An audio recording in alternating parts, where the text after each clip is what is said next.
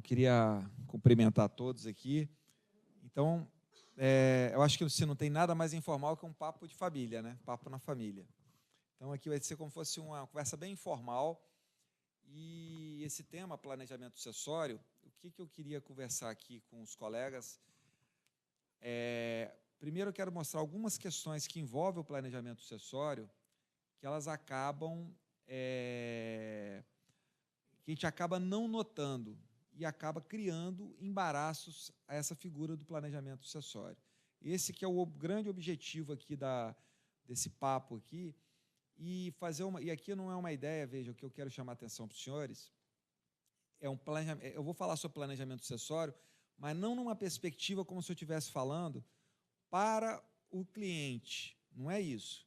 Porque quando a gente ouve falar sobre planejamento sucessório, e veja como é que isso é importante que eu vou falar aqui, de todos os manuais de direito civil, e eu me sinto muito à vontade de dizer isso, fazer um parêntese aqui, porque aqui eu vou falar como professor da cadeira de Direito das Sucessões da UFES, como diretor aqui da ESA e como membro do IBDFAM, feche esse parênteses, porque eu quero frisar bem isso. Dos manuais que nós temos de direito civil, só existe um dos grandes manuais, dos manuais mais recorrentes, que tem um capítulo sobre planejamento sucessório. Então, normalmente, planejamento sucessório, quando ele é falado, ele não é falado para as pessoas do direito. Ele é falado por pessoas do direito para o cliente. Veja que isso é um problema que é confuso, porque a gente não estuda uma ideia de planejamento sucessório. Veja que quando a gente estuda direito das sucessões, a base do direito sucessório é a saisine, é a morte. Então, olha como é que nós fomos criados. Nós fomos criados para trabalhar com o direito das sucessões a partir de quê? Do evento morte. Então, a nossa cabeça, eu faço um desafio aqui aos senhores, se os senhores fecharem os olhos, não precisa fechar os olhos literalmente, mas um fechamento de olhos que remeta ao interior de cada um, vocês vão ver que toda a construção que a gente aprendeu até agora, que a gente tem, a base, a gente pensou no quê? Numa situação em que a sucessão já se encontra em quê? Em curso. Então, o que seria a grande ideia do planejamento sucessório? Nós atuarmos, o advogado atuar, planejando, antevendo aquilo que nós sabemos que vai acontecer com todos nós. Aliás, na vida nós só temos duas certezas: a morte e os impostos. E veja que no inventário existe o quê? As duas certezas: a morte com os impostos. Então, isso é muito importante, por quê? E aí eu vou fazer assim, algumas questões, que isso aqui para a gente, eu fui colocando em tópicos, e assim, alguns tópicos eu queria chamar a atenção. Assim. Então, esse é o primeiro tópico que a gente tem que pensar. A morte, ela é um evento certo. Então, é como se cada um tivesse... Eu vou falar uma coisa aqui, ó, e eu não quero assim, não quero ser o corvo, né? Mas eu queria que cada um refletisse isso que eu vou falar. Cada um de nós vai morrer. Essa é uma das grandes diferenças da pessoa natural para a pessoa jurídica. Essa é uma das grandes diferenças, porque a pessoa jurídica ela tem a possibilidade de quê? Até da eternidade. Mas a pessoa natural, né, não tem essa possibilidade. Veja que até Roberto Marinho morreu, então é possível que as pessoas... né, um dia, por exemplo, eu sei que vai ser uma coisa que vai chocar, mas um dia Silvio Santos vai morrer também. Vai morrer. Assim, isso eu espero que demore muito. Eu espero que demore muito, mas vai morrer, porque é natural. Então, veja, isso é importante porque eu até brinco que é o melhor, quando a gente aprende a diferença entre termo e condição.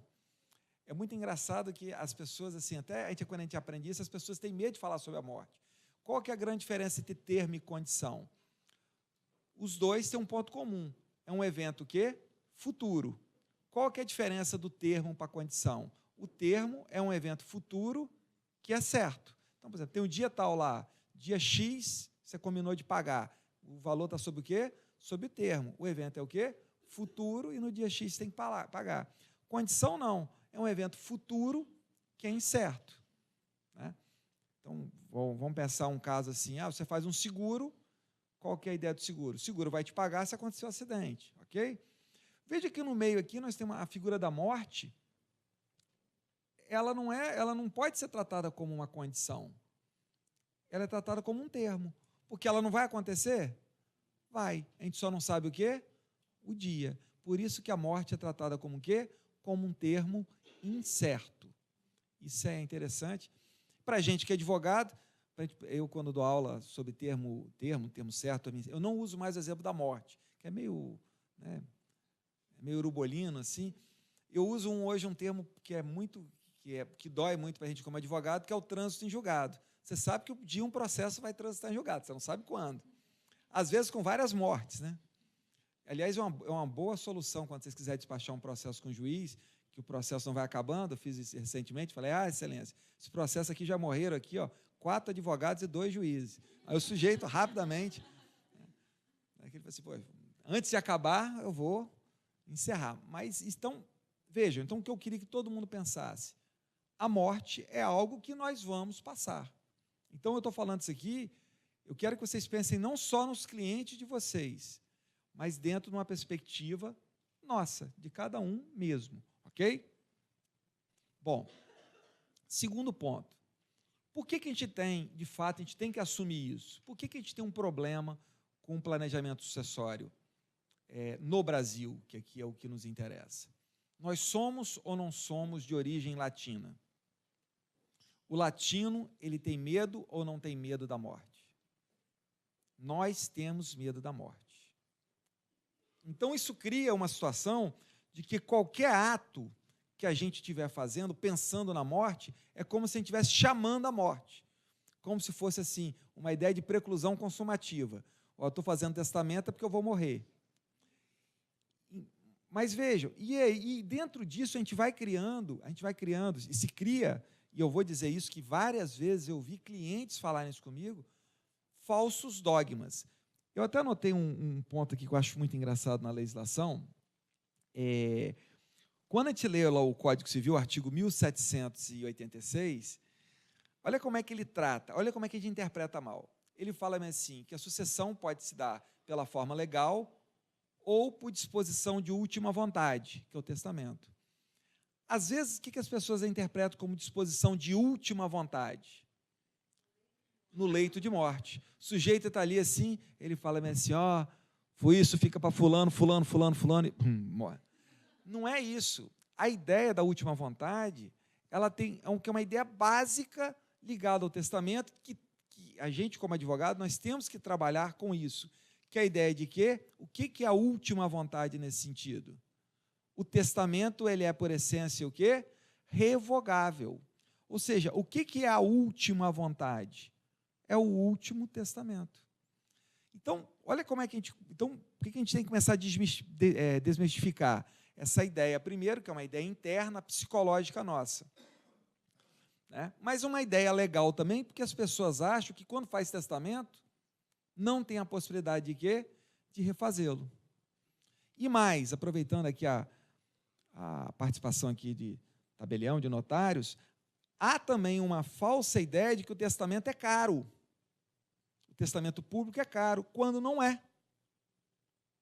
Não é, efetivamente, eu digo para vocês que talvez seja um dos atos mais em conta que nós temos, sem contar a possibilidade de fazermos testamentos também de natureza particular, ok? Então, isso é extremamente importante. Outra coisa que as pessoas colocam na cabeça, vão colocando, como essa ideia do não ser revogável e tal, como se, no momento em que você faz o testamento passa a ter eficácia. Mais ou menos isso, eu vou dizer isso para os senhores, com toda sinceridade, não foi uma, nem duas, nem 3 vezes, de um cliente chegar para mim e falar assim, mas esse bem, eu tenho um bem aqui que eu queria ver o que o senhor pode fazer para eu liberar esse bem. Ela falou, mas o que houve? Uma penhora, alguma coisa? Não, porque eu coloquei ele no testamento para minha filha. Eu falei, mas qual o problema? Não, mas que agora já pertence a ela. Eu falei, não, mas não pertence a ela. Esse instrumento que o senhor fez, esse negócio jurídico, é um negócio jurídico com eficácia só o quê? Pós-mortem. Então, isso também está ligado aqui à revogabilidade, está ligado a toda essa ideia, mas são o quê? Os dogmas que nós temos, eu estou falando aqui especificamente quanto à figura do testamento. O que é um outro... e isso gera uma outra situação que eu anotei aqui, que é muito comum. E semana passada, eu fiz uma reunião. Por que as pessoas também têm medo de fazer planejamento sucessório? De um modo geral, mais amplo. É um medo de que, a partir do momento que elas estão fazendo aquilo ali, elas vão perder a gestão dos negócios dela.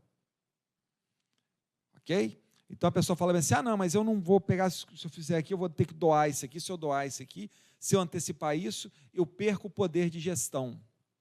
Isso é, efetivamente, um dogma que se tem, porque a gente tem mecanismos variados. Vou dar o exemplo mais comum de todos. O exemplo mais comum de todos. Você pode perfeitamente fazer as doações, reservando o quê? Usufruto. Isso não há qualquer... Então, veja.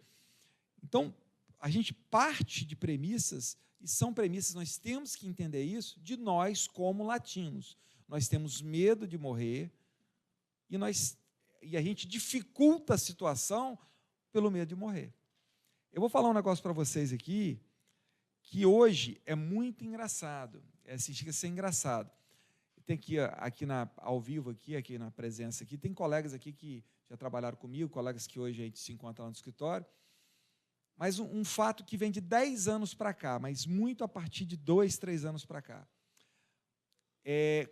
As pessoas declaram imposto de renda até abril do ano, não é isso?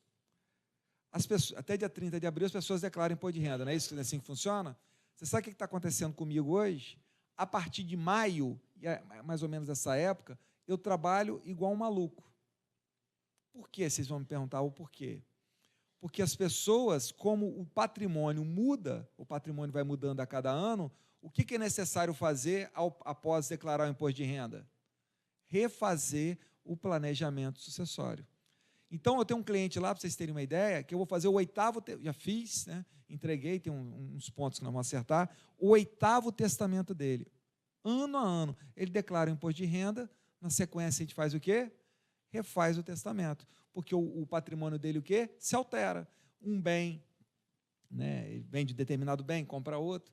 Então, isso é natural de uma operação, ou seja, veja que em pessoas evoluídas, como é o caso desse meu cliente, veja que não é à toa que ele é de uma descendência nórdica, porque para ele o medo da morte já não é um medo tão forte para a gente que é latino. Então isso funciona de uma forma muito tranquila para ele. Bom, qual que é um outro problema do planejamento sucessório? Que eu estou vendo aqui um monte de colega aqui olhando para mim, falando bem assim, pensando, mas planejamento sucessório é coisa de quê? Coisa de rico. Tem uma aqui que, na hora que eu falei isso, ela falou assim, eu vou fazer planejamento sucessório, eu só tenho dívida, mais um motivo. Porque, na verdade, o que você pode deixar? Está vendo? Ela está rindo aqui, mas é verdade. Ó. Você pode deixar o quê? Um castigo. E eu provo para vocês, vocês querem que eu prove para vocês que porque a nossa legislação, o inventário, o nosso direito sucessório, a gente está rindo, brincando, mas o nosso direito sucessório, na verdade, foi feito por rico. Eu dou vários motivos, quer que eu dê alguns indícios para vocês para dizer que o nosso direito sucessório foi feito por rico? Primeiro, se vocês fizerem uma leitura geral da legislação, sempre o herdeiro quer passar a perna no outro, porque tem muito dinheiro. Ninguém pensa numa ideia de solidariedade, afeto, não tem nada disso. É uma ideia que um vai passar a perna no outro. Perfeito? Essa é uma ideia certa. Mas eu vou dar indícios mais simples. Como é que é o nome do capítulo, de um capítulo que está no Código de Processo Civil e está no Código Civil? Inventário e partilha. O que significa dizer? Isso é importante entender isso. Sempre o inventário tem partilha? Isso ou o que eu sou obrigado a fazer? O que a legislação ele obriga a gente a fazer? Ele obriga a gente a fazer o quê? Inventário. A partilha, ela pode ser uma consequência ou não do inventário. Olha, se a legislação trata como inventário e partilha, o que a legislação está regulando o tempo inteiro? Que após o inventário dos créditos e débitos, sempre sobrará o quê? Dinheiro. Isso é o quê? Falso. Daí porque nós temos o quê? Perfeita. E hoje, vejam, vocês querem ver uma situação aqui, aproveitar de novo a presença aqui dos notários? Vê se não uma coisa muito comum acontece. E aqui eu falando, olha o planejamento sucessório para quem não tem patrimônio, propriamente dito. Veja se não é muito comum, às vezes, acontecer da pessoa falecer sem ter o patrimônio, sem ter patrimônio. Você teria que abrir o que... Você é obrigado a fazer inventário? Mas você pode fazer inventário o quê? Negativo. E vejam que o inventário negativo pode ser feito perfeitamente através de quê? Cartório. Hoje se admite um inventário. Por que isso? Por que é importante o inventário? E aí vai ser um ponto que eu vou falar um pouquinho mais adiante. Todo mundo olhando para mim agora de forma fixa que esse ponto é relevante. O direito sucessório, ele está vinculado a quê? A quem que o direito sucessório, esse ponto ele é capital, que a gente se confunde nisso. A quem que o direito sucessório serve? Porque eu posso ter duas respostas e uma terceira. Eu posso ter a primeira resposta de falar o direito sucessório, ele serve àquele que tem um patrimônio, ao autor da herança. Eu posso dizer que o direito sucessório, ele serve, na verdade, a quem? Aos herdeiros. E eu posso ter uma terceira resposta, aquela resposta que a gente costuma dar na faculdade, quando a gente não sabe a resposta, que serve aos dois. Eu vou falar uma coisa para vocês que eu não tenho medo de errar no que eu vou dizer para vocês aqui. De fato, ele pode servir aos dois, mas o cerne do direito sucessório não é o herdeiro. O cerne do direito sucessório é a manutenção, ou seja, porque o que está na Constituição garantindo? O direito de herança, não é isso? Quando fala em direito de herança, artigo 5º, 35, o que a gente pensa na hora, de forma equivocada? Quem é herança, você pensa em quê? Em herdeiro. Não é isso. O que ele quer dizer? O que a Constituição quer dizer? Que a morte não é uma causa de perda da propriedade. Ponto. O direito sucessório significa o quê? A continuidade da propriedade. Mas como a pessoa não está ali, a propriedade será o quê? Continuada pelos herdeiros. Ponto. Nada mais do que isso. Por que é importante entender isso? E eu já vaticino aos senhores que nós teremos grandes mudanças legislativas em curto espaço de tempo. A legítima, ela é constitucional? A legítima está garantido constitucionalmente? Quem disser isso está dando uma resposta falsa. O que está garantido constitucionalmente é o direito ao quê? À herança. Não há direito à legítima.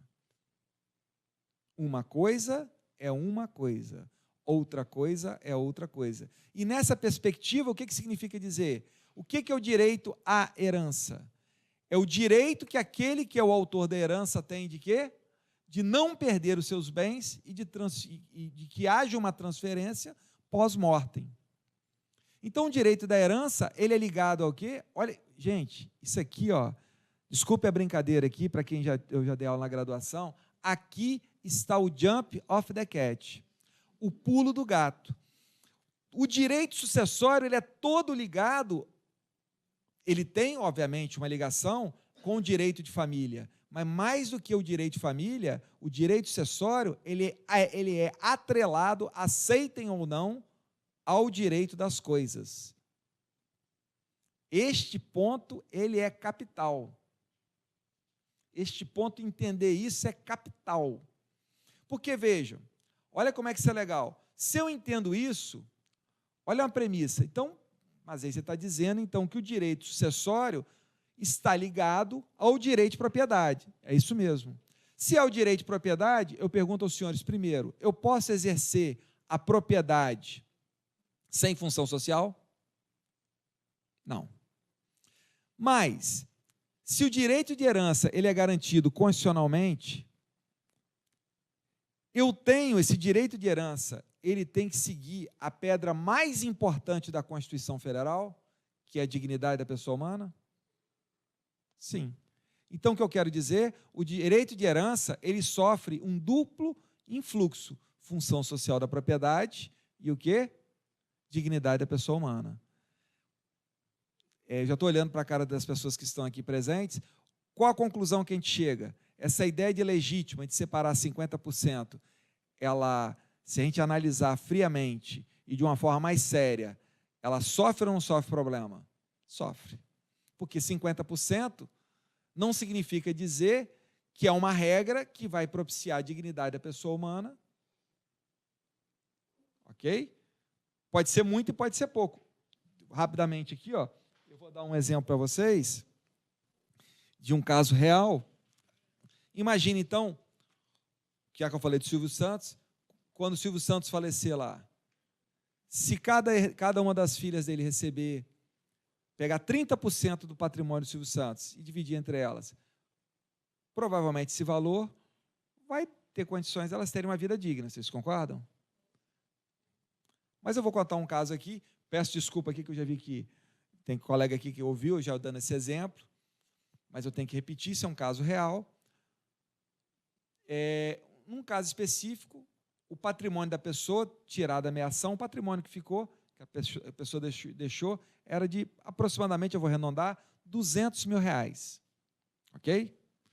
Dos R$200 mil, aplicando a regra da legítima, ele tinha disponível o quê? R$100 mil.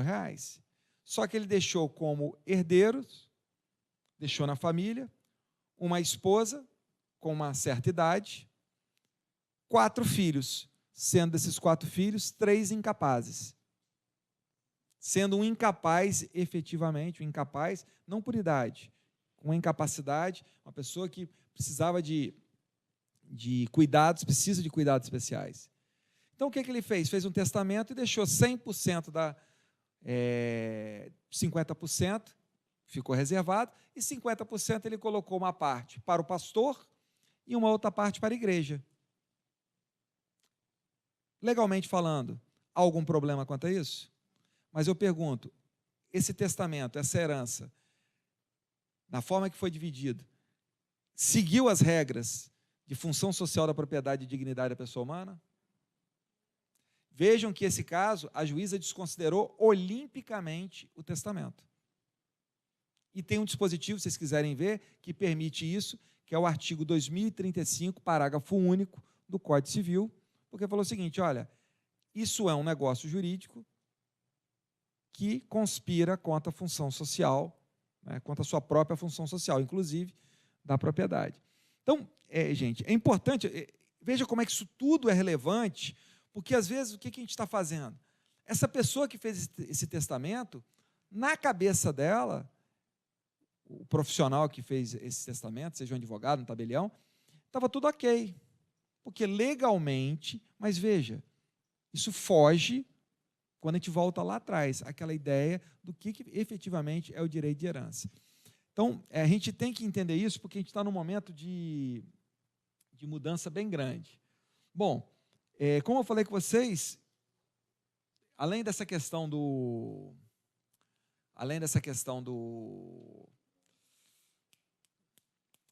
negócio de ser rico, de se falar que a gente vai pegando os indícios pelo código, tem outros pontos que a gente vai tirando que vão confirmando nesse sentido. Aquele arrolamento sumário que a gente pode fazer, né? Tem 2 hipóteses que eu posso fazer o arrolamento sumário. É o quê? Todo mundo capaz, ok? Todo mundo capaz, todo mundo de acordo, você pode fazer o arrolamento sumário, não é isso? É só pensar o seguinte, se tiver aquela hipótese que eu posso fazer escritura pública, e em vez de fazer escritura pública, eu posso fazer o quê? Arrolamento sumário. Tranquilos para vocês? Está lá no artigo 610, isso é bem tranquilo. Mas eu tenho uma outra hipótese. Qual que é a outra hipótese que eu tenho? Os herdeiros, eles estão em litígio. Simone, isso é muito importante entender isso. Os herdeiros estão em litígio, ok? Só que, poxa, a quantidade de patrimônio é pequena. Então, se eu levar para aquele procedimento padrão do inventário, aquilo delonga muito. Olha como é que o legislador ele parte de uma premissa, ele deixa claro que o inventário, que o direito sucessório foi feito para rico. Vocês já leram, vocês já viram, analisaram o artigo 664 do Código de Processo Civil com frieza? Ele diz o seguinte, que você só pode ir para o rito sumário, aquele rito de cognição simples, ou seja, se tiver todo mundo capaz de acordo, beleza. Mas se tiver um litígio, você só pode ir para ele em uma hipótese, que é fundamental. Os bens a inventariar têm que ser inferiores a quê? 1.000 salários mínimos. Imagine, então, que você tirou a meação, mais 1.000 salários mínimos, por exemplo. Eu estou falando que só pode ir para o sumário quem tem um patrimônio menor do que 2 milhões. O direito sucessório foi feito, então, para o rico ou para o pobre? Quantas pessoas... Veja, quer que eu dê um outro exemplo? O alvará judicial. Essas sucessões mais simples, elas estão regulamentadas no Código? Ou isso está jogado, desculpe o termo para ser bem agressivo, ou isso está cuspido como exemplo de jurisdição voluntária? Está lá, jurisdição voluntária. Aí eu pergunto, senhores, aqui os advogados que estão aqui, existe uma sistematização de alvará ou cada juiz faz do seu jeito? Aí eu pergunto aos senhores, direito sucessório foi feito para o rico ou para o pobre? E eu não estou falando nem para o pobre, não, para o remediado, a classe média. Porque quem tem 2 milhões, para mim é uma classe média bem média, né? Sim, você ter esse patrimônio de 2 milhões, até porque, quando se chega no inventário no valor de 2 milhões, em regra, o valor de mercado efetivo é acima disso. Só para a gente deixar isso muito, muito claro, sem hipocrisia. Então, olha o que eu vou falar para vocês aqui agora. Vocês conhecem aquele ditado, pouca farinha meu pirão primeiro? Nunca ouviram falar nisso aí, não? O que eu quero dizer? Se tem pouco patrimônio, qual que é a tendência de acontecer? Quando você tem muito patrimônio, o que acaba acontecendo com o processo de inventário, quando você abre o inventário? O patrimônio sofre, ele diminui, mas continua tendo um saldo. Mas quando você tem pouca coisa, o que acaba acontecendo? O que acaba acontecendo quando tem pouca coisa? A tendência é o quê? Acabar. Quantos inventários que tinham dinheiro, chega no fim, só tem o quê? Dívida. Então, vejam, isso tudo que eu estou falando para vocês mostra que o planejamento sucessório, ele é importante não só para quem tem dinheiro, mas eu digo talvez que especialmente para quem tem o quê? Pouco dinheiro. Com uma forma de efetivamente proteger, se tem uma ideia de proteger aquele patrimônio. Bom, veja que isso é um ponto também que é interessante. Há uma ilusão, eu vou fazer um comentário que não é um comentário também comum. Há uma ilusão que o inventário é rápido.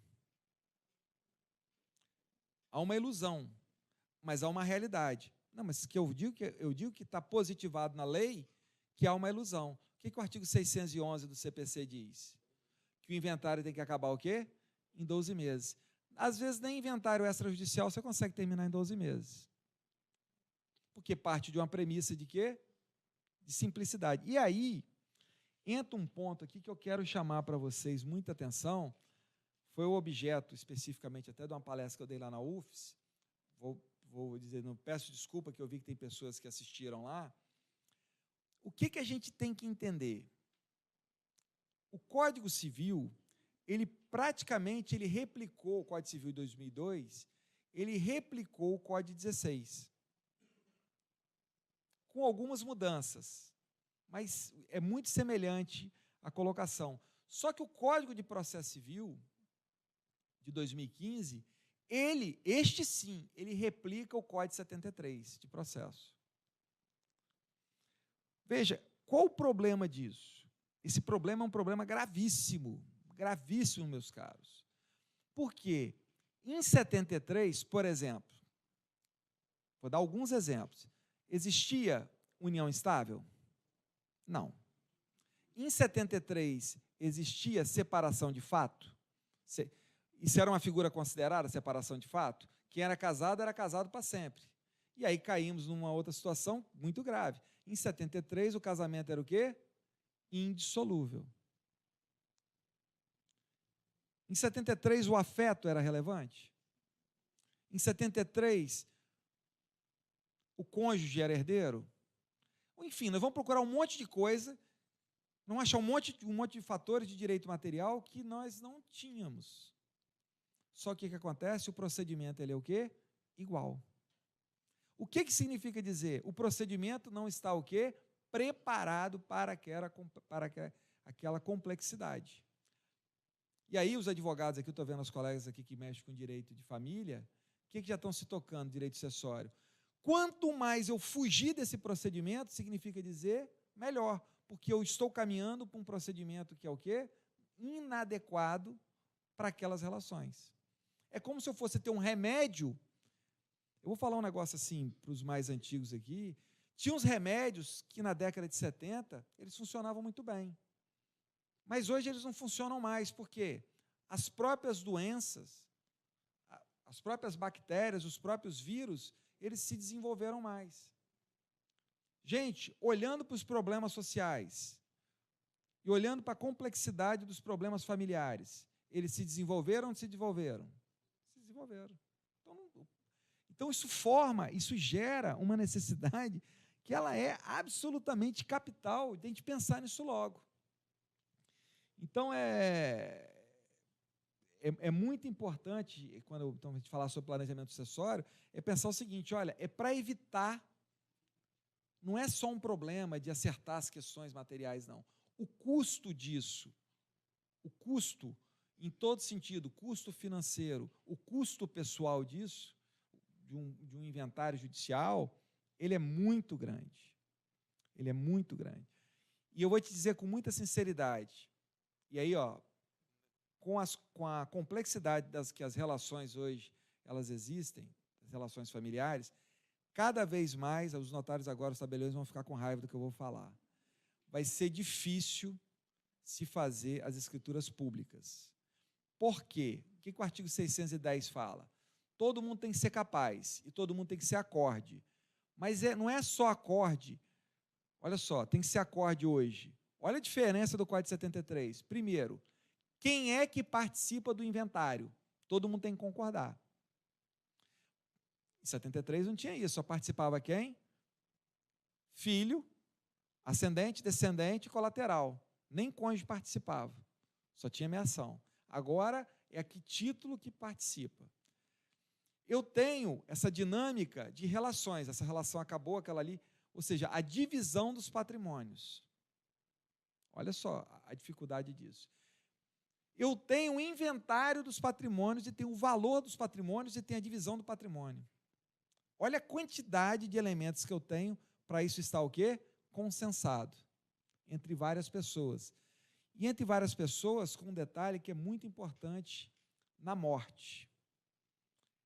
Digamos que essas 3 aqui são minhas filhas.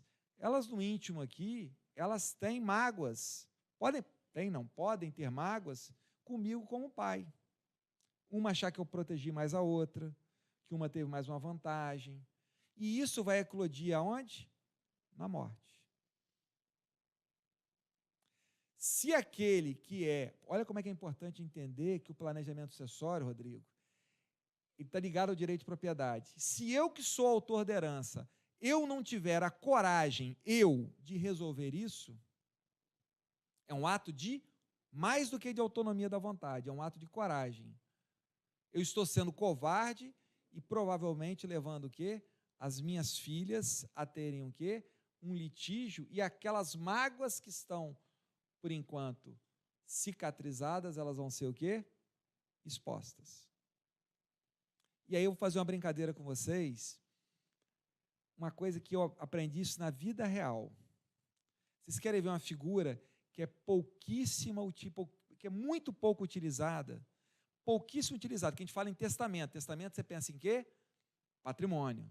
Você quer ver uma figura jurídica que é pouquíssimo utilizada, mas é capaz de, em vários momentos, evitar o litígio? A figura do codicilo. O que é o codicilo? É aquele testamento, um testamento entre aspas, é um instrumento que faz às vezes de testamento, mas seu objeto são questões que são mais o quê? Existenciais. Como é que vai ser o enterro? Né? Esses bens aqui de caráter pessoal vão ficar para fulano. Tanto é que o codicilo não pode passar de 10% do valor patrimonial. A forma é muito simples. Eu falando com os colegas aqui fora, isso é real, eu vi um caso de um inventário de mais de 5, 6 milhões, e por água abaixo a escritura, e fomos para a justiça discutir por conta das xícaras. Porque as duas irmãs falaram que a mãe doou em vida a xícara para ela. E a outra era uma ladra. De uma outra, a outra uma ladra, acabou o inventário. Por que o raio dessa mãe não disse para quem era a xícara? E se não era para uma nem para outra, falava o seguinte: vou doar, vou fazer um leilão dessa xícara. Vocês estão entendendo? Olha só, se eu estou antevendo que isso vai dar um problema, não é nem um problema patrimonial, porque eu sei que as três estão doidas atrás da minha xícara. Eu vou resolver esse problema. Então, eu estou falando isso aqui, planejamento sucessório, é uma coisa, é de um ato de responsabilidade, Simone, que a gente não está acostumado a entender isso. Planejamento sucessório fica uma coisa, parece meio chique, também comentei isso com os colegas lá fora, vamos criar uma holding, como se fosse, volta para a coisa do rico, como se fosse uma questão sempre de fazer assim, uma empresa, e a empresa fosse resolver todos os problemas. Isso é falso. Primeiro que fazer uma empresa só vai se justificar em alguns casos. E nem sempre fazer uma empresa significa dizer que é uma operação de grande dificuldade. Às vezes é uma operação simples, em que, às vezes, o pai, o que o próprio pai faz? O pai, a mãe, o irmão, ele coloca aquelas pessoas que ele quer efetivamente, que o sucedam, dentro de quê? Dentro de uma sociedade. E, às vezes, olha como é que isso é interessante, ele coloca como objeto da sucessão as próprias cotas. Digo mais, só para vocês terem uma ideia, e aí é um outro dilema, um outro dogma. As pessoas acham que só pode ser herdeiro, por exemplo, pessoa física. Mentira. Quem pode ser herdeiro é pessoa jurídica. O que é muito comum, por exemplo, quando eu estou trabalhando?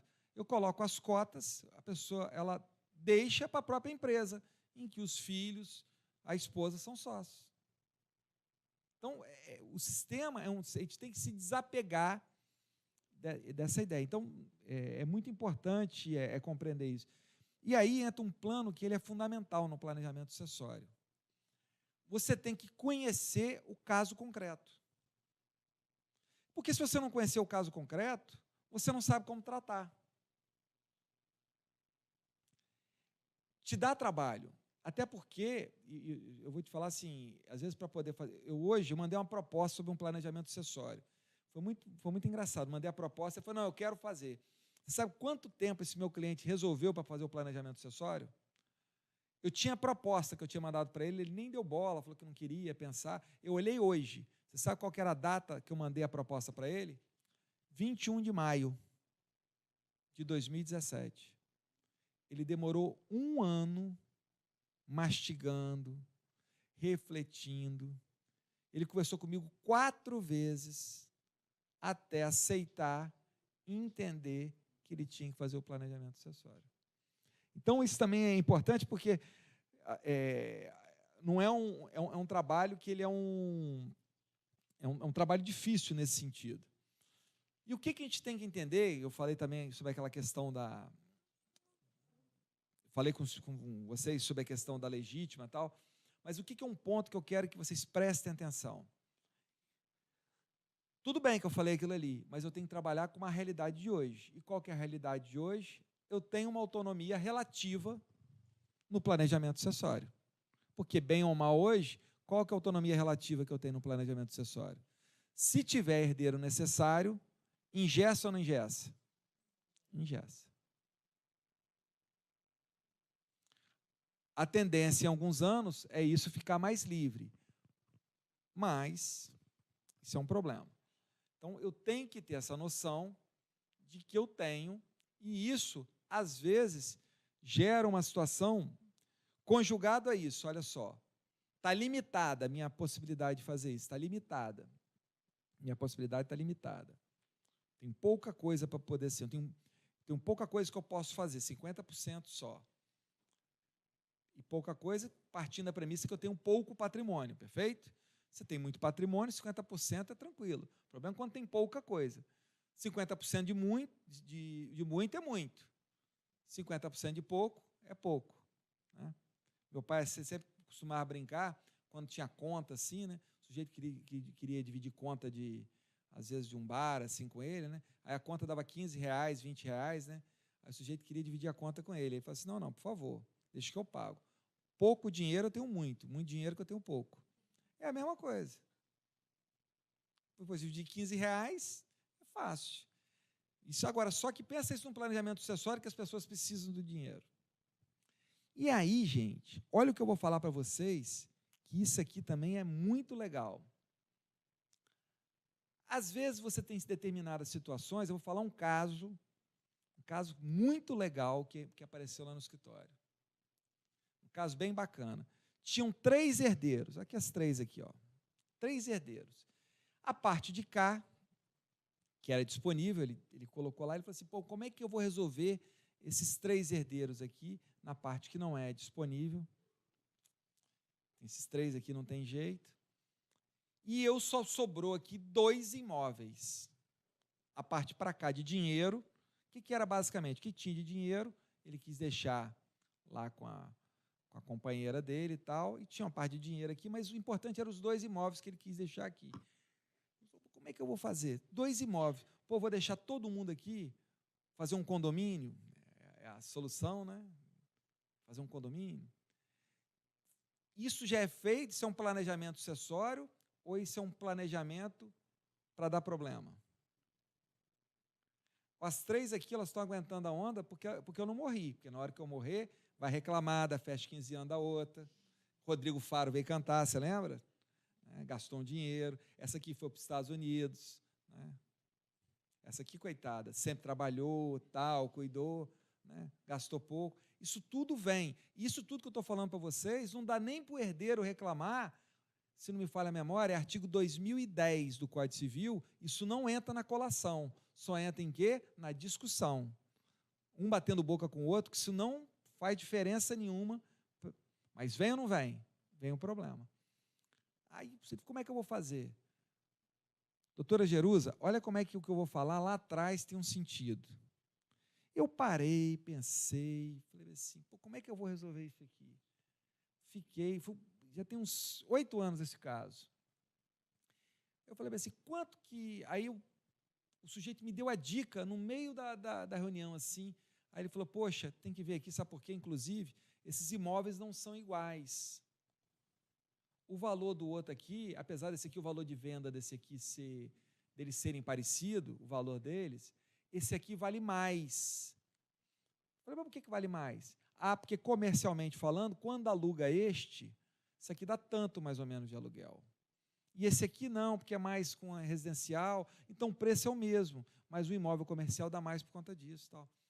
Eu estou falando aqui é uma bobagem, não acontece isso? Imóveis com o mesmo valor, que você tem um fruto maior, já estou dando a resposta já. O que eu me toquei?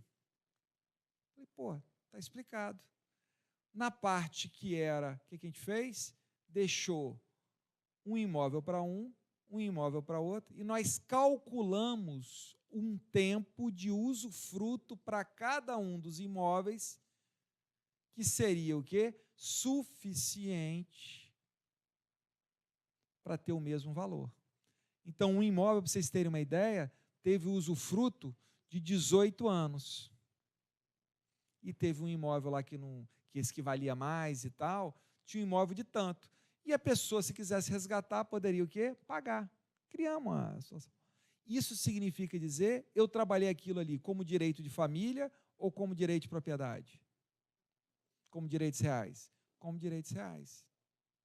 E você sabe o que aconteceu nesse caso? Por isso que eu estou falando que eu lembro bem, já tem uns 8 anos. Esse caso foi um caso que, à prova, eu vi o planejamento sucessório funcionar. 4 anos depois, a pessoa faleceu. E sabe o que aconteceu? Aquela situação ali, os filhos se juntaram, e o que os filhos entenderam? Que o pai, da forma dele, da forma que ele tinha ali, tentou fazer uma divisão justa. E tinha uma cláusula que a gente colocou no fim, uma cláusula assim que foi na luz que eu coloquei no fim no testamento, falando o seguinte, que aquilo ali prevalecia se não houvesse o quê? Acordo entre eles, porque aquele usufruto, toda aquela situação poderia ser desfeita, poderia ser desconsiderada, se houvesse o quê? Uma autocomposição. O que aconteceu, doutora Simone? Aquilo tudo que ele criou foi utilizado? Não, mas aproximou os filhos para quê? Para fazer um acordo, porque o pai, o que todos os 3 filhos viram assim? Poxa, meu pai tentou ser o quê? Justo. Então, olha como é que o planejamento, então esse caso assim, eu falo assim, eu fico meio emocionado, porque foi um caso assim que eu vi a prova de como é importante a gente ter essa percepção no planejamento sucessório. Quem faz o planejamento sucessório, eu volto a dizer, isso aqui eu não estou falando para leigo, estou falando para a gente aqui como advogado, como profissional. Você tem que ter a percepção, colocar a pessoa o seguinte, olha, imagine que você não está aqui. Como você queria que isso fosse feito? Imagine que você faleceu e você, eu até brinco, falo assim, você é o Patrick Swayze, você está ali, Ghost, vendo todo mundo ali, fazendo aquilo ali. Ou seja, você está ali vendo o que está acontecendo. É isso, a ideia do planejamento sucessório, por isso que ela está muito ligada ao quê? À autonomia da vontade. Quem é só técnico, costuma ter insucesso no planejamento sucessório. E aí, eu estou falando bastante sobre o testamento e tal, porque é uma forma mais simples, mas veja que o testamento ele também tem problemas. Por que o testamento tem problema? Se tiver testamento, obrigatoriamente tem o quê? Processo judicial. Se eu aparecer com um testamento lá com a doutora Jerusa, o que ela vai chegar assim para fazer um acordo? Chegou aqui o testamento. Ela vai falar assim, olha, não posso fazer o quê? Escritura pública. O que, de certa maneira, é meio maluco. Porque imagine o seguinte, se todo mundo está de acordo com o que está no testamento, imagine, eu deixo o testamento para as 3 concordam com o testamento. Elas têm que ir para a via judicial. É meio sem sentido. Deixa eu depois a gente fala sobre isso. Mas o que está acontecendo? Começou a se relativizar isso. Mas tem que tomar um cuidado que em determinados estados isso é muito rigoroso. Eu dei um parecer num caso uma vez que era exatamente isso. Eles queriam fazer por escritura pública aquilo que estava no testamento. Eu até brinquei e falei, vocês não querem dizer que perderam o testamento? Não, é mais fácil. Porque é só pegar que está tudo no testamento, vai lá no cartório e faz.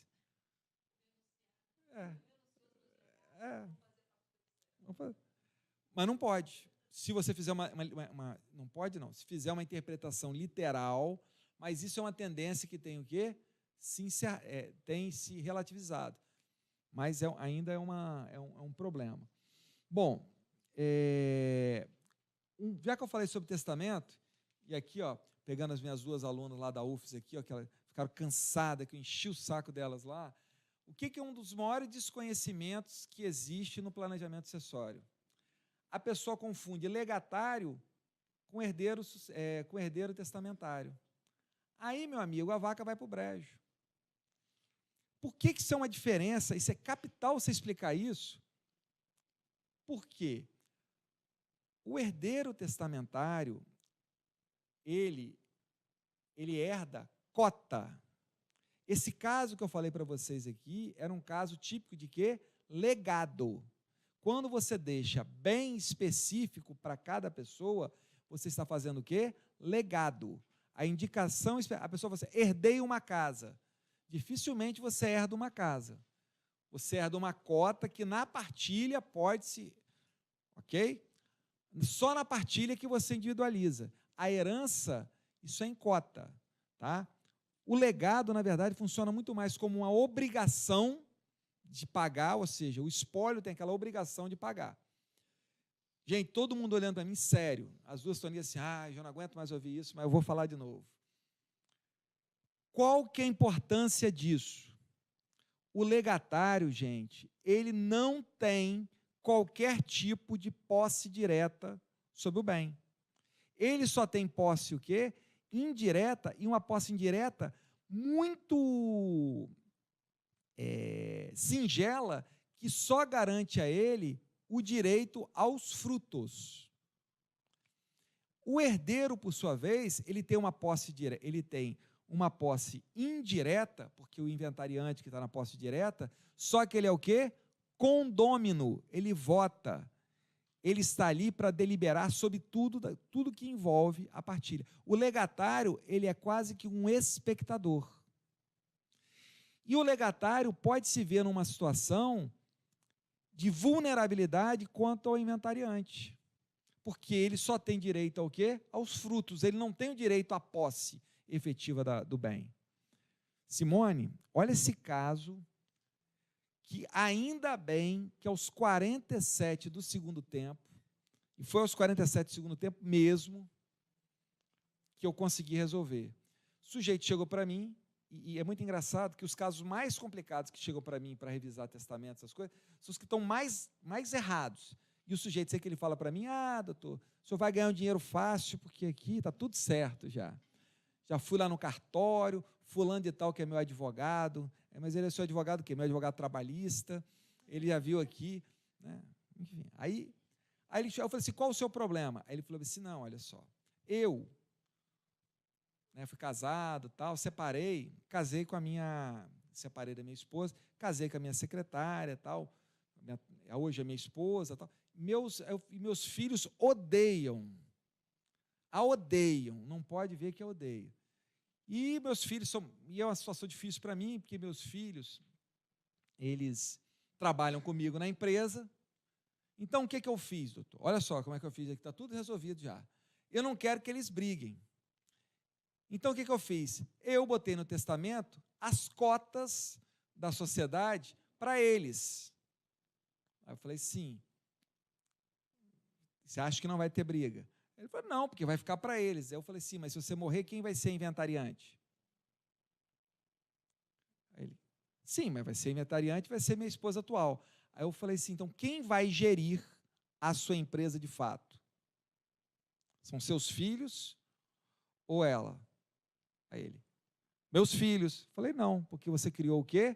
Um legado. Eles só vão ter direito a isso aqui no fim, na partilha que eles vão ter a posse. Até então, eles só têm direito ao quê? Aos frutos. Eu falei, eu sei que sua esposa atual não vai fazer isso, mas imagine, só por suposição, já que eles se odeiam, que ela invente de protelar este inventário. E seus filhos, ou não invente de protelar, os seus filhos que já a odeiam, digam que ela está protelando. Nós vamos ter um conflito no começo do inventário ou não vamos? Vamos. Quantos empregados você tem? Doutor, eu tinha mais, hoje só tem 400 e pouco. Qual que é a tendência desse caso? Quebra da empresa. Até porque, a priori, aí eu fiz essa pergunta para ele, a sua esposa tem condição de gerir sua empresa? Ele, nenhuma. Esse foi aos 47 do segundo tempo, não foi? E esse caso, Jerusa, ele já estava levando o testamento pronto para o tabelião. Um caso lá da Bahia. E, aliás, deixa eu falar uma coisa também que é legal para vocês sobre planejamento sucessório. Hoje eu atendo planejamento sucessório, mais de 70% dos meus clientes não são do Estado. Esse dado é um dado importante. Sabe por quê? Planejamento sucessório necessita um sigilo absoluto. E, às vezes, a pessoa da região não quer contratar um advogado próximo. Então, às vezes, a pessoa vem de fora me procurar aqui. Lá no meu escritório, para vocês terem ideia, no escritório, só 2 pessoas, isso não fica no arquivo geral, isso fica no arquivo separado, que só eu tenho a chave eletrônica e a chave mesmo, o que é físico, o escritório não tem acesso, meus sócios não têm acesso àquilo ali, eles nem sabem o que eu faço. O que é muito bom, porque às vezes eu falo que eu estou trabalhando para caramba, não estou trabalhando nada, porque só eu sei o que eu estou fazendo. Aí eu combino com a minha colega lá no escritório, que tem acesso também, eu falo, sempre fala que a gente está cheio de serviço. Né? Sempre fala que a gente está cheio de serviço. Mas às vezes eu me tranco, porque eu tenho que resolver um caso, e isso, então, o que é uma coisa que eu falo assim, se vocês vão trabalhar com planejamento sucessório, vocês também têm que, isso é um dado que o advogado ele tem que ficar extremamente atento. Bom, já estou acabando aqui já, porque eu sei que acho que o tempo vai indo, né? Já estou passando o tempo. O que eu quero colocar para vocês aqui? Na cabeça, então, da gente, quando fala em planejamento sucessório, quais as 2 coisas que a gente lembra? Testamento. Bom, quais são as soluções mais comuns que a gente pensa? Testamento, o que mais? Holding. Né? Esquece holding, fala assim, pessoa jurídica. Ou seja, utilizar da pessoa jurídica, né? E aí vou dar uma dica para vocês, anotem aí, artigo 606 do Código de Processo Civil. É tão interessante a questão da pessoa jurídica, artigo 606. Você pode fazer um negócio jurídico processual dentro do contrato social para apurar as cotas, inclusive para efeito sucessório. Está na lei. É a parte inicial do artigo 606. As pessoas não notam isso. Isso é um negócio jurídico processual típico, que envolve a parte de quê? De avaliação dos imóveis. Essa é uma dica boa. Mas o que as pessoas trabalham? Holding, a outra, antecipação de legítima. O problema da antecipação de legítima, esse é um problema, porque, de fato, se fizer antecipação de legítima na forma que de certa maneira, você perde a disponibilidade mesmo. Se você antecipar mesmo, e antecipação de legítima é antecipação de legítima, olhando para mim aqui, prestem atenção, a quantidade de ferramentas que nós temos, elas são sensacionais. A quantidade de coisas que nós temos dentro do sistema, e aí, olha aquilo que eu falei no começo, desde que eu vincule o quê? O direito sucessório à propriedade. Olha o que as pessoas falam assim, poxa, eu vou colocar como bem de família. Bem de família é uma possibilidade, não é? O que você faz com bem de família? Você separa o bem de família voluntário. Isso é muito útil. Você tem um incapaz, não um incapaz de idade. Todo mundo olhando para mim, Otávio, você ganhar dinheiro com isso, hein, Otávio? Olha como é que a incapacidade você já trabalha de forma diferente.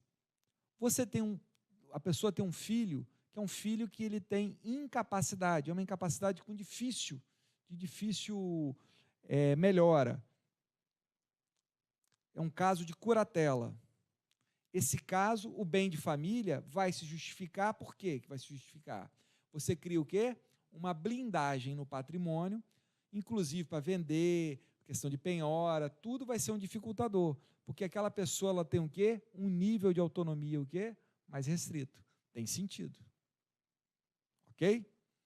Por exemplo, tem um filho lá, especificamente, e lembrando que isso isso é uma regra de direito de família, de direito sucessório. Eu só posso criar restrições, Flávia, só posso criar restrições no patrimônio que eu vou deixar na parte disponível. Mas nestes casos em que há incapacidade, a legislação e os tribunais permitem por exceção. Então, ou seja, mesmo na parte indisponível, eu posso criar o quê? Um bem de família para o incapaz. Porque eu estou fazendo o quê? Beneficiando. Está claro isso? Agora, olha que bacana. Sou pai daquelas duas moças lá, ó, que elas são estudantes de direito. Qual que é a minha preocupação que eu tenho com elas hoje? E olha aquela ideia da dignidade. A minha preocupação com elas é o teto. O que eu posso fazer? Eu me valer de institutos que eu tenho de direito civil e colocar, por exemplo, uma delas vai ter o direito de uso ou de habitação durante X tempo. Voltando para o incapaz, olha só que interessante. O sujeito tem um filho de 14 anos, 15 anos. O que ele pode fazer? Ele faz a disponibilidade de determinado bem para uma pessoa, mas concede ao incapaz o direito de quê? Uso, habitação ou usufruto, que não precisa ser o quê? Vitalício.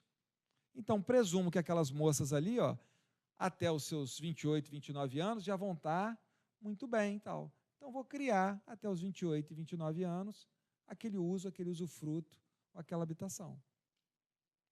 A gente tem, sendo muito franco aqui, falando para os notários aqui, as pessoas fazem isso? Ou parece que tem um dogma também que o usufruto é sempre vitalício? Então, vejam como a gente vai trabalhando com as figuras, o planejamento ele começa o quê? A fluir. Uma outra figura sensacional, muito, muito útil, que não é utilizada, que não é nada, quase nada utilizado. Seguro. Seguro de morte. Porque o seguro não é de vida, o seguro é de morte. Se você fizer um seguro de vida, você pode fazer e pedir o pagamento. Porque não é uma coisa assim, né? Não é uma coisa assim, o marketing é um marketing ruim, né? Vamos fazer um seguro de morte? Já é uma coisa meio fúnebre, porque o evento é o quê? Morte. Gente, olha que sensacional isso aqui. Olha essa dica para vocês aqui. Tem um cara que fala assim, às vezes o cara chega para mim e fala assim, pô, doutor, eu quero deixar meus filhos em conforto, tal, na situação aqui, estou aqui trabalhando igual um doido, cara, mas como é que eu vou fazer? Eu já estou com um monte de dívida aqui já, tive dívida da minha sociedade e tal, eu estou trabalhando, vou lá, a União vai lá e penhora o negócio, tem dívida trabalhista, tem um monte de coisa, como é que eu vou fazer? Eu estou vivendo, e o sujeito começa a viver aqui numa clandestinidade, eu estou falando uma coisa que é mentira, é isso? Numa clandestinidade, para não juntar patrimônio, aí olha como é que a coisa só vai piorando, hein? Aí ele junta um patrimônio, o que ele faz? Coloca o nome de quê? De outrem. Aí outrem morre antes dele. Aí você imagina os filhos dele no inventário de outrem, tudo simulado, falando que tinha uma dívida, isso é o planejamento para dar errado, não é? Agora, se o sujeito chega e fala assim, eu vou falar um caso que é um caso real, seguro de morte. Ele fala assim, cara, eu vou fazer o seguinte, eu não vou constituir patrimônio. Se minha intenção é deixar todo mundo bem, eu vou trabalhar e vou pagar um seguro para cada um. Porque eu morrendo, o que vai acontecer? Cada um vai receber o quê? Uma verba. E o que o artigo 794 do Código Civil diz? Olha que coisa linda. Essa verba, sequer ela é o quê? Inventariada. Ou seja, não tem imposto, não depende de abrir espólio, não depende de nada. É chegar na seguradora e receber. E mais, olha que coisa bacana. O de cujos morreu cheio de dívida. Esse seguro vai pagar as dívidas do de cujos? Não. Artigo 794 é isento de quê? De imposto. Posso falar uma coisa que eu tenho feito para vários clientes? E se vocês fizerem, vocês vão ter que me dar uma beiradinha de honorários. O sujeito ele tem um patrimônio imobiliário. O que ele faz? Pega a renda desse patrimônio imobiliário em regra, esse patrimônio imobiliário, ele já destina para uma pessoa especificamente, mas com fruto desse patrimônio imobiliário, com o aluguel disso, ele vai pagando o quê? Os seguros. Mais ainda. Então, vamos lá. Então, imagina aquele cliente seu lá que não pode ter nada em nome dele, mas tem coisas que ele está tirando dinheiro de alguma coisa. O que você vai chegar para ele e vai falar? Fulano, qualquer patrimônio que você fizer, o que vai acontecer depois da morte? Vai embora. Você tem que criar o quê? Uma forma de pagar o quê? Seguros. Vejam, isso que é uma ideia de quê? Então, planejamento sucessório é entender que cada caso é o quê? Diferente do outro. Muito importante, falamos aqui antes. Por favor, organização. Quando meu pai faleceu, o que aconteceu? Aquele momento do luto é um momento que você não pensa em nada. Nada.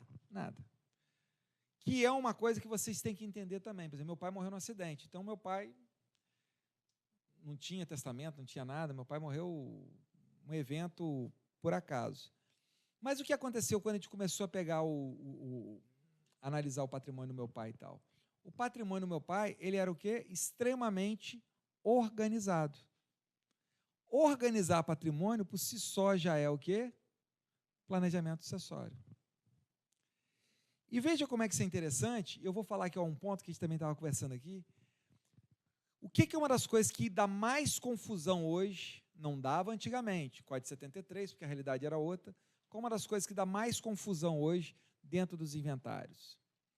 Saber se aquele bem ele entra para inventariar ou não. Porque, a depender do regime de bens, os bens chamados bens pessoais, eles entram no inventário ou não entram. Vocês concordam comigo? Comunhão total, comunhão universal, isso não é problema. Mas quando você tem, por exemplo, comunhão parcial, os bens, analisar o que é bem particular é importante, não é?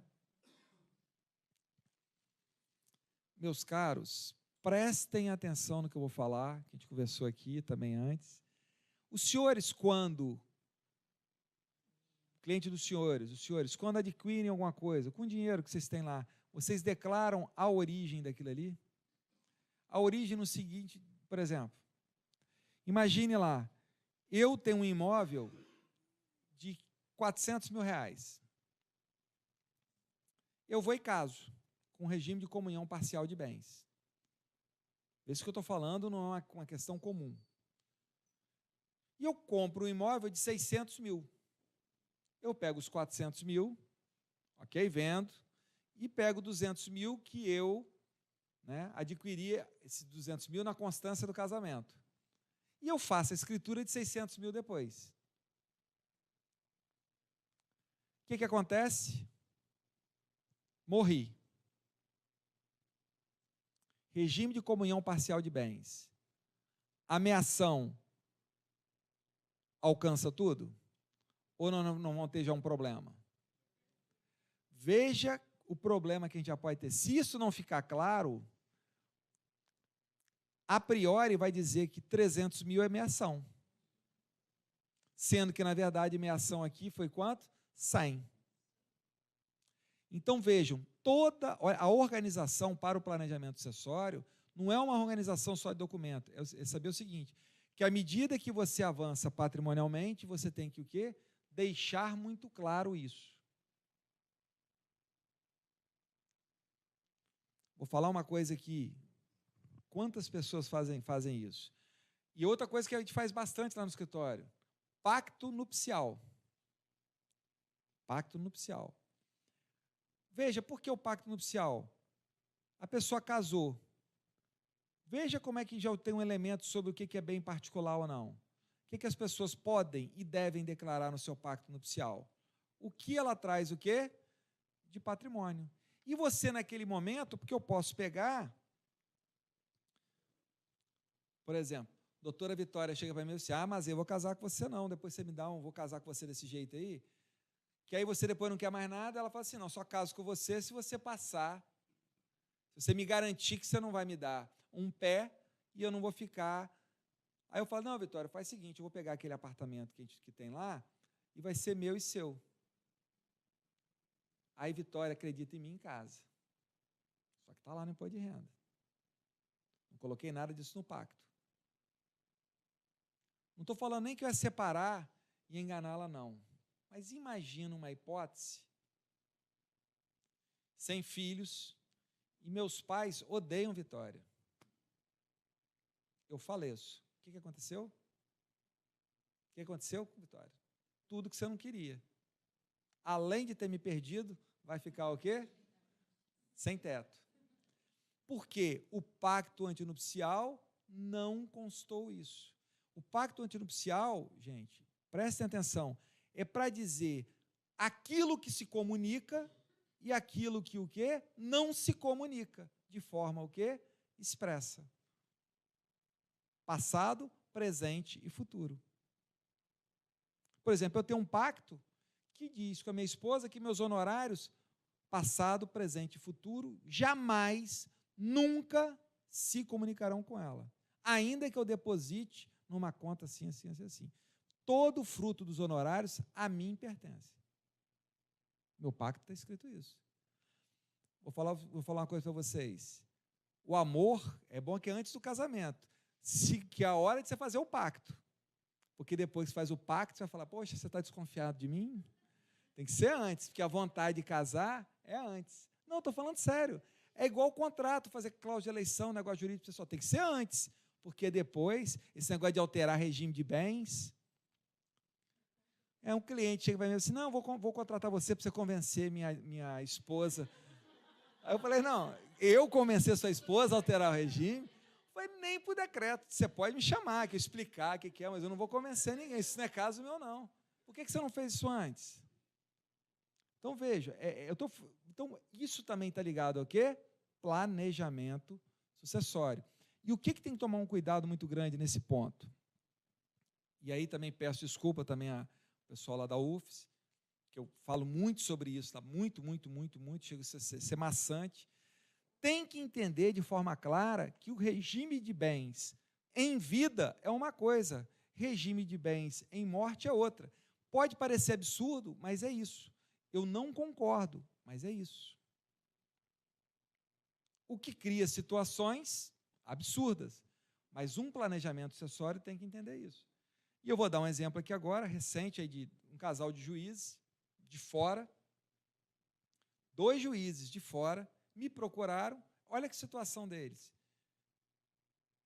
Já ouviram esse exemplo 3 vezes, já vão ouvir pela 4ª vez, mas esse exemplo, para mim, é cruel. Os 2 com a vida resolvida, cada um com 2 filhos, cada um com uma boa remuneração, cada um com seu patrimônio. Eles não querem comunicar o patrimônio. Ponto. O pacto nupcial resolve? Resolve o quê? Em vida. Porque se um deles morrer, pelo artigo 1829, inciso 1 do Código Civil, e pelas decisões do STJ, o que se entende? Que cada um, né, se um dos 2 morrer, é herdeiro do outro. Querem ver o problema maior? Aí você vai falar, mas aí você está... Aí o cônjuge que ficou, ele chega e renuncia em favor dos outros? Pode acontecer. Você está contando com uma renúncia. Mas o problema não é esse, gente. E se for um acidente de carro, que um morre agora e um outro morre 2 minutos depois? O que aconteceu? Uma das pontas ali vai herdar da do outro. E eles me procuraram com esse problema. É um problema, não é? E eles estavam prestes a não ter o amor, a não ter o afeto, porque o afeto da prole era maior, pelo menos naquele momento, do que deixar ter a relação. Isso que deu origem àquela palestra que eu gosto, Meu Bem do Direito de Família e meus bens do direito sucessório. Foi esse caso. Nós demos uma solução, que advogado sempre tem que ter uma solução, ainda que seja a solução possível. Qual foi a solução possível nesse caso? Tinha que fazer um planejamento sucessório. Qual foi? Mais fácil. Não. Doaram para todo mundo e reservaram o quê? Com usufruto. Mas vejam que foi uma situação que não era, que o problema da morte me fez ter uma coisa o quê? Em vida. Então, eu estou falando com vocês, vejo que cada caso é um caso. E eles hoje estão super felizes. Hã? São vivos? Não. Essa aqui está falando, todo meu cliente morre. Não, a maioria está vivo.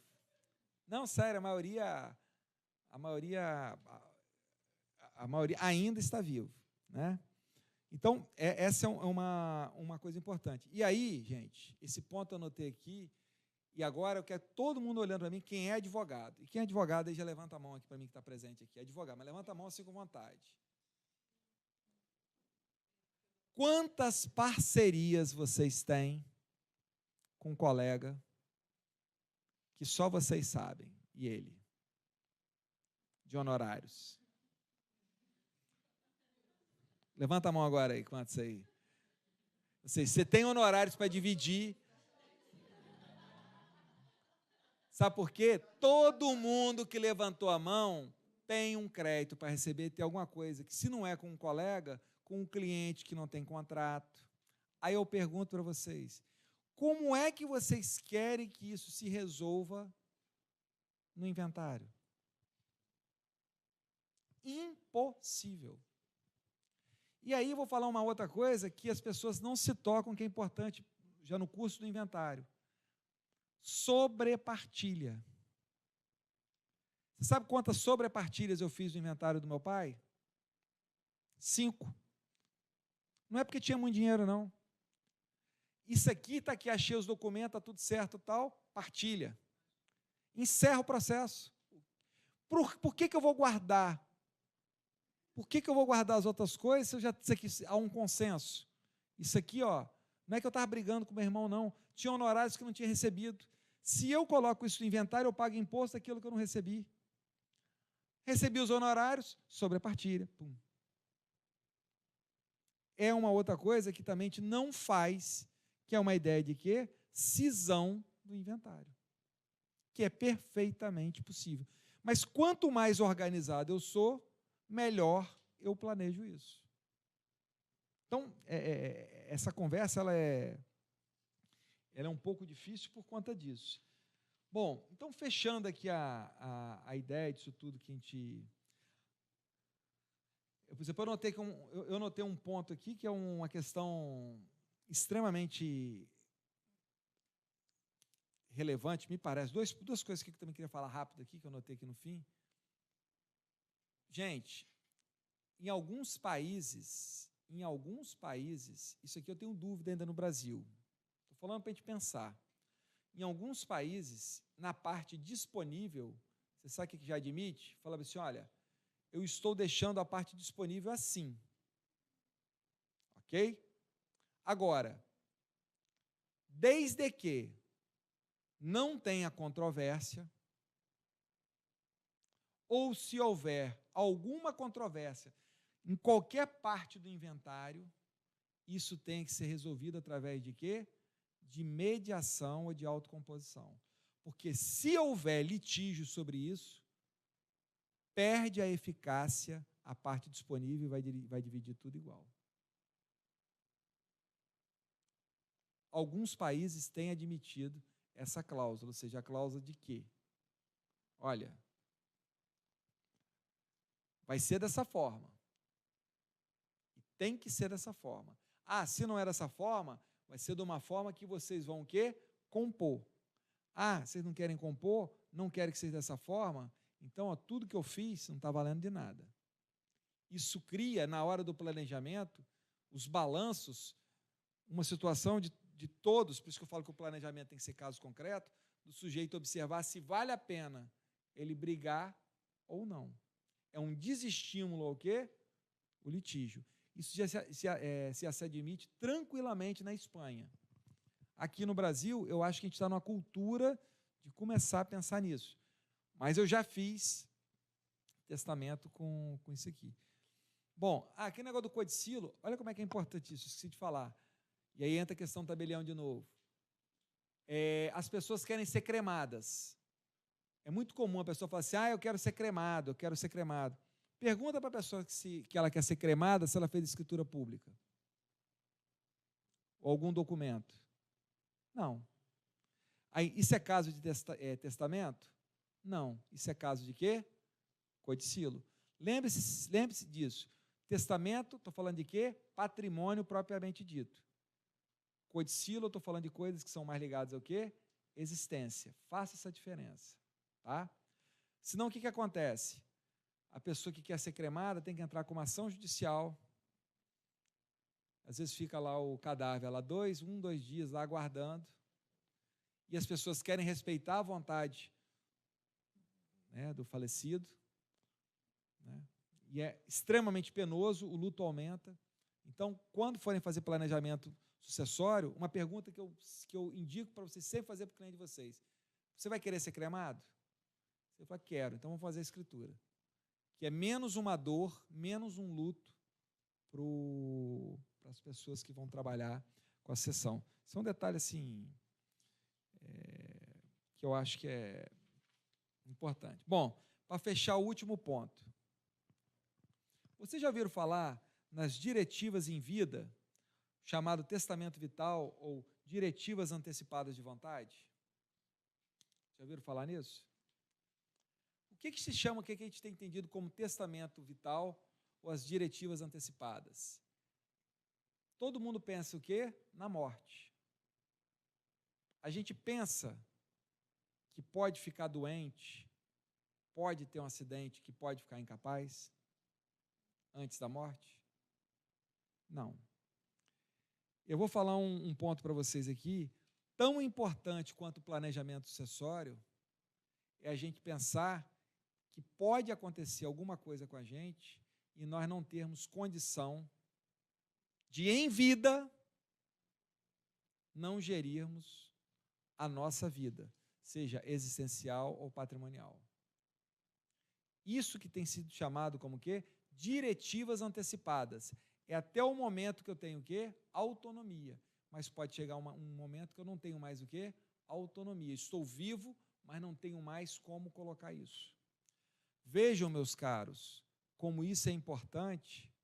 E aí eu falo um caso para mim que foi muito bacana, a gente está trabalhando nele até hoje, e a gente fez o planejamento sucessório e a gente trabalhou com a questão das diretivas.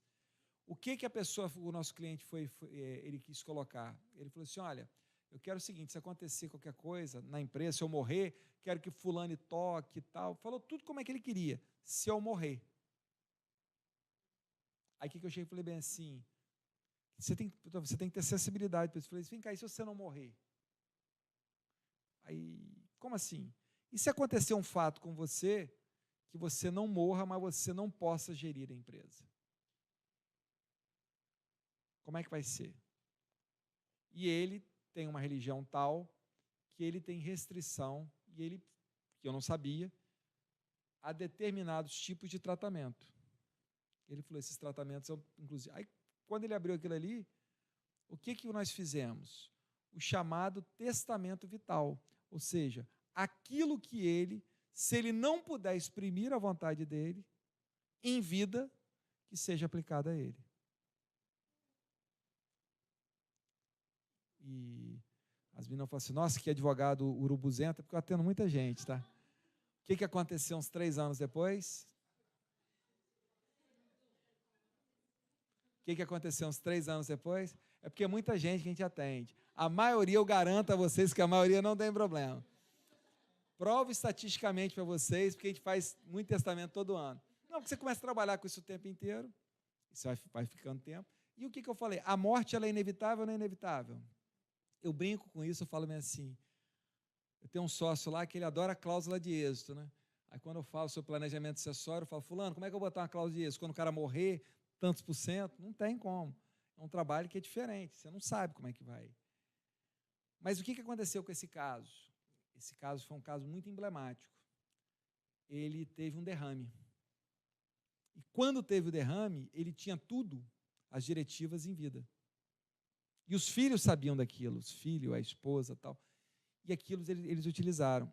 E aquilo foi tão bacana, que a ideia, que havia uma divisão de tarefas. Quem ia ser responsável pela empresa, quem ele nomeava como a pessoa que ele achava ideal para cuidar dele.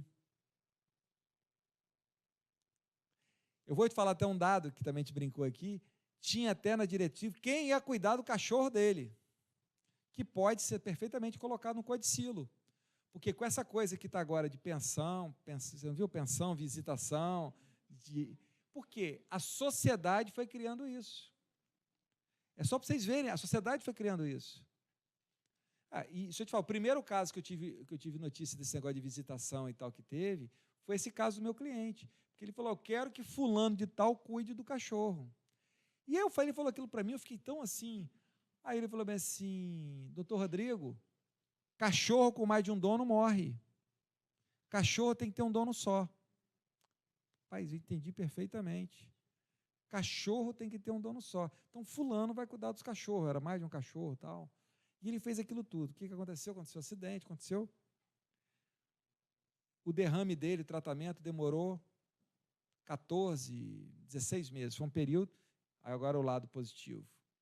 Ele o quê? Se recuperou. O fato causou uma grande união na família. Uma grande união porque ele primeiro pôde se exprimir, ele exprimiu o que ele queria, evitou os conflitos, e aquela união, aquilo que foi colocado, trouxe ele para cá, trouxe ele de volta. Isso é uma ideia de quê? Autonomia da vontade. Ou seja, um problema que poderia ter desaguado, imagina se ele morresse, num inventário altamente litigioso, ou na própria curatela, a autonomia dele, da vontade manifestada, permitiu a resolução. Então vejam como é que é uma ideia muito mais ampla. E aí eu vou fechar falando uma coisa, não pela presença aqui dos tabeliães, não por conta disso, mas o que eu quero fechar, que esse é o ponto, e eu falo aqui, eu estou falando para advogados. O nosso serviço tem que ser um serviço bem feito. Seja no testamento vital, seja em tudo que a gente falou sobre planejamento sucessório, o que tem que marcar, o que você tem que demonstrar, porque a pessoa que você atendeu, ela não vai estar ali presente para dizer que você fez um bom serviço. Porque, seja em vida ou em morte, ela vai estar o quê? Sem fala. O que significa dizer isso? Nós temos que tomar as medidas, mas todas as medidas possíveis, cada um com o seu caso, para demonstrar que aquilo que nós plasmamos em documentos é de fato a lídima, era de fato a lídima vontade da parte. E aí, qual que é uma das grandes vantagens, por exemplo, do testamento público? Pelas formalidades que ele tem, ele se torna mais seguro do que o testamento particular, por exemplo.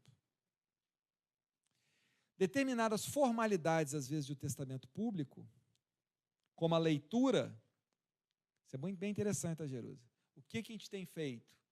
Nós temos gravado a leitura dos testamentos, para demonstrar que, na verdade, a pessoa compreendeu perfeitamente aquilo ali. Mais ainda, olha o que a gente tem feito.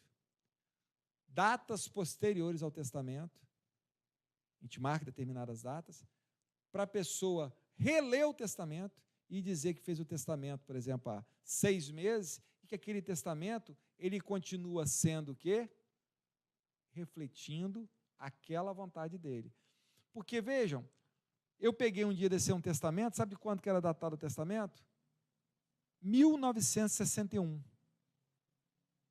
E a pessoa queria que eu desse um parecer dizendo que aquele testamento de 1961 refletia a vontade da parte.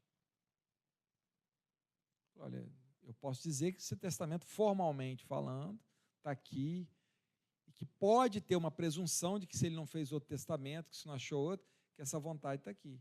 Mas eu não posso dizer mais nada do que isso. E como tem coisas aqui de patrimoniais que se alteraram, se eu sempre pedir um parecer mesmo e eu analisar isso a fundo, talvez isso não seja verdade. Então, acho melhor, eu até falei com ele, infelizmente, eu acho que você não deve contratar o meu parecer. Porque essa ideia, quando fala ato de última vontade, o que ele quer dizer efetivamente? Não é o ato da beira da morte, não. Mas é aquilo que ele diria naquele momento. Então, a gente tomar todas as cautelas. Vocês querem ver uma coisa? Pessoas de idade. Simone aqui, que é uma advogada combativa, trabalha com essa parte. Simone, invariavelmente, pessoa com muito dinheiro, com pessoa de idade, quando falece, o que alguém que pode se beneficiar vai falar o quê? Ah, fulano estava doente, fulano já não estava bem da cabeça. Vem cá, mas se você quer mostrar que há autonomia, você tem que espelhar que a pessoa estava bem. Porque a pessoa, por exemplo, poderia não estar bem. Então, o que a gente tem? Alguns casos que a pessoa, por exemplo, apresenta algum tipo de patologia. Vou dar um exemplo. Um caso que teve lá que o sujeito estava com Parkinson. Ele tinha Parkinson. Início de Parkinson. Mas o Parkinson não afeta o quê? A cabeça. O que nós fizemos? Além de gravar todo o testamento, nós juntamos, e foi dito, inclusive consignado no testamento, os atestados do médico. Está consignado no testamento e as cópias dos atestados ficaram arquivados no tabelionato. Porque isso é uma forma de provar o quê? A autonomia da vontade. Então, meus caros, é aí que eu encerro aqui, que eu falo assim, olha, isso aqui para mim é um dos campos mais férteis que nós temos no direito. Eu olhando para cada um de vocês aqui, cada um, todos, sem exceção, eu acho que vocês podem ser meus futuros clientes. Por um motivo único, todos vão morrer. E se todos vão morrer, todos precisam fazer o quê? Planeamento sucessório. Então você passa, por exemplo, olha só, você vai num show, num negócio desse, você olha assim, você olha assim, quantas pessoas aqui têm potencialmente a capacidade de ter um litígio? 30%, 40%? Agora, olha como é que eu olho feliz, eu que mexo com direito sucessório. Aí eu falo aqui, ó, aqui todos podem ser meus clientes. Porque todos, por exemplo, eu falo assim, direito de família. Eu vou falar, não, esse aqui é um cara, um lobo solitário, vai viver tal, esse aqui não, esse aqui já cansou, já não quer mais. Porque a pessoa também chega numa idade, né? Homem, mulher, assim, depois da idade, o cara fica sistemático, falando, não quero mais nada não, tal. Você vai olhar, você nunca vai imaginar que o sujeito pode ser seu cliente. Eu não. Eu olho, qualquer lugar que eu olho, eu assim, aqui está cheio de cliente. Porque a ideia de quê? Não, eu estou rindo, mas vocês não... Veja, isso não é um exercício que todo mundo tinha que fazer. Eu vou fazer aqui. Jerusa está rindo porque ela está rindo de agonia, porque ela não fez o planejamento sucessório dela, não. Casa de ferreiro, esfia de pau. Ela tá rindo aqui, mas ela está assim, meu Deus do céu, não vou dormir essa noite. E é igual imposto de renda, gente. Quanto menos coisa você tem, você começar a fazer antes, é mais fácil. Quando você começa a declarar imposto de renda com pouco dinheiro, é fácil. Olha só, declaração de imposto de renda de quem não tem renda. Planejamento sucessório de quem tem pouco patrimônio. Começa ficando mais fácil. Agora, à medida que você vai criando um nível de complexidade, um cliente chegou para mim, um segundo dia ele falou assim, doutor, eu não posso morrer. Não é por mim. É pelos meus herdeiros. E eu entendi o que ele falou. Porque ele falou, isso aqui, ó, só eu que sei mexer. Aí eu falei, olha, infelizmente, cara, isso não é um salvo-conduto, você vai morrer. E eu falei, então vamos dar um jeito aqui, cara, de resolver a sua vida aqui agora. E esse foi um caso interessante, que a pessoa começou a desfazer de patrimônio, porque ela tinha um patrimônio que ele conseguia. Eu vou falar, quantas pessoas vocês não conhecem que tem um monte de patrimônio aí, mas ele vive numa... Ele sabe gerir aquilo ali. Uma pessoa normal não sabe. Então, é tudo isso, eu estou fazendo essas brincadeiras, para vocês verem como esse assunto é um assunto sério e que não é levado a sério. Basta observar, e eu volto para a primeira coisa que eu disse no começo. Apenas um manual, desses grandes manuais de direito civil, tem um capítulo de planejamento sucessório. E é um capítulo de planejamento sucessório que não é feito com esse discurso que eu estou falando.